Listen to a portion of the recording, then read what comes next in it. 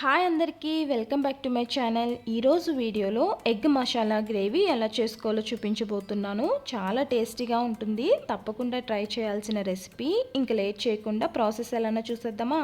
ముందుగా ఎగ్స్ని బాయిల్ చేయడానికి సరిపడా నీళ్ళు వేసుకొని మీకు కావాల్సిన క్వాంటిటీలో ఎగ్స్ని కూడా వేసి మీడియం ఫ్లేమ్లో 10-15 నిమిషాలు ఉడికించుకుందాం.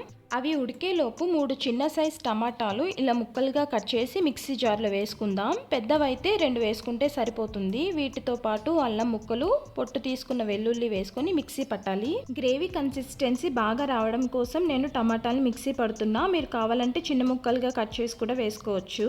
చూసారు కదా, ఈ విధంగా ఫైన్గా మిక్సీ పట్టి పక్కన పెట్టుకుందాం. ఇప్పుడు 10 వరకు జీడిపప్పుల్ని ఒక బౌల్లో వేసుకొని వాటర్ యాడ్ చేసి నానబెట్టుకోవాలి. అలానే 2 మీడియం సైజ్ ఉల్లిపాయల్ని తీసుకొని చిన్నగా చాప్ చేసి పెట్టుకుందాం. మనం ఉల్లిపాయ ముక్కలు ఇలా చిన్నగా చాప్ చేయడం వల్ల త్వరగా ఫ్రై అయ్యి గ్రేవీ కన్సిస్టెన్సీ కూడా బాగా వస్తుంది. 15 నిమిషాల తర్వాత ఎగ్స్ అన్నీ ఉడికిపోయాయి. ఇప్పుడు ఇవి తీసుకొని నార్మల్ వాటర్లో వేసుకుంటే మనకి పైన ఉండే పెంకు తీయడానికి ఈజీగా ఉంటుంది.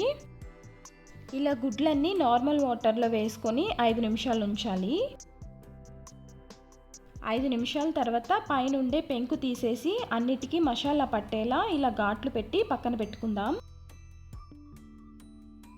ఇప్పుడు స్టవ్ ఆన్ చేసి కడాయి పెట్టుకొని 2 స్పూన్స్ ఆయిల్ వేసుకోవాలి. ఆయిల్ వేడైన తర్వాత 2 బిర్యానీ ఆకులు, సోంపు, జీలకర్ర, లవంగాలు, యాలకులు, కొంచెం దాల్చిన చెక్క వేసి వేయించాలి. ఇవి వేగిన తర్వాత ఒక రెమ్మ కరివేపాకు, చిన్నగా చాప్ చేసుకున్న ఉల్లిపాయ ముక్కలు వేసి కలుపుతూ మీడియం ఫ్లేమ్లోనే వేయించాలి. చూడండి, ఉల్లిపాయ ముక్కలు ఇలా బాగా వేగిన తర్వాత మిక్సీ పట్టుకున్న టమాటా పేస్ట్ని కూడా వేసుకుందాం. టమాటా పేస్ట్ని వేసుకొని ఒకసారి కలిపి టమాటా అల్లం పచ్చివాసన పోయే వరకు వేయించాలి.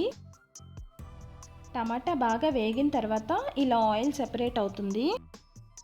స్టవ్ని లో ఫ్లేమ్లో పెట్టుకొని మన రుచికి సరిపడా ఉప్పు, కొంచెం పసుపు, మన కారానికి తగ్గట్టు కారం, ధనియాల పొడి, కొద్దిగా మిరియాల పొడి, అలానే కొంచెం గరం మసాలా ఇలా అన్నీ వేసి కలుపుతూ వేయించుకుందాం. ఇప్పుడు ఇందులో కొంచెం వాటర్ యాడ్ చేసుకుందాం. నేను టమాటాలను మిక్సీ పట్టిన జార్లోనే కొంచెం వాటర్ వేసి అవే యాడ్ చేసుకుంటున్నా. ఇలా వాటర్ యాడ్ చేసి కొంచెం సేపు ఉడికించుకుందాం.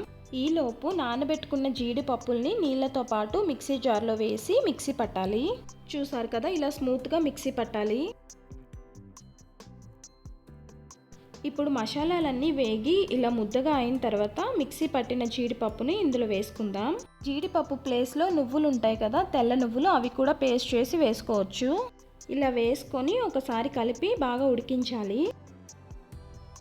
బాగా ఉడికి ఇలా ఆయిల్ సెపరేట్ అవుతున్నప్పుడు ఈ స్టేజ్లో మన గ్రేవీ కన్సిస్టెన్సీకి తగ్గట్టు వాటర్ని వేసుకుందాం.